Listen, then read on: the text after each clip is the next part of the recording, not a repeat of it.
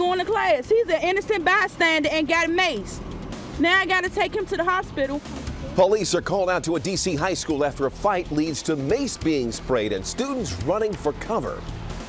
This all went down late this afternoon at Ballou High School. And it started with a fight between students. It ended with some students being taken to the hospital. Chris Van Cleve live at Ballou now with the details. Chris? Well, Allison, we're hearing 2 to 4 people were taken to the hospital with respiratory distress, symptoms that you would expect if you'd been exposed to mace. The big question tonight, how did the mace get into the school? Plenty of D.C. police and school security officers outside Ballou High School following an early afternoon fight inside. MPD confirms it involved a group of students and someone, it's unclear who, used mace. D.C. Fire responded to calls of multiple people with respiratory distress. At least 2 were taken to the hospital. Several students left school early. What happened to your daughter? She got sprayed with mace. Coming from lunch because they was fighting. So what did you see? I just seen smoke and mace everywhere. You didn't see the fight? And principals throwing kids down the steps trying to break the fights up.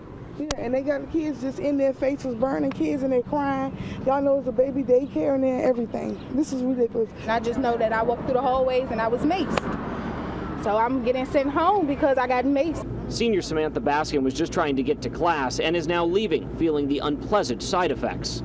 It just was like burning. My eyes was burning, my throat was sore, like, it's dumb. This 10th grader, his eyes burning, covered his face as his aunt picked him up. She didn't want to be identified, but she's angry Friday afternoon is ending with a trip to the hospital. My nephew got maced walking to his classroom by some kids. The way they search these kids in his school, take his cell phone and all that, how did he get maced by kids, not the police? He's sitting in the car crying, his face is burning.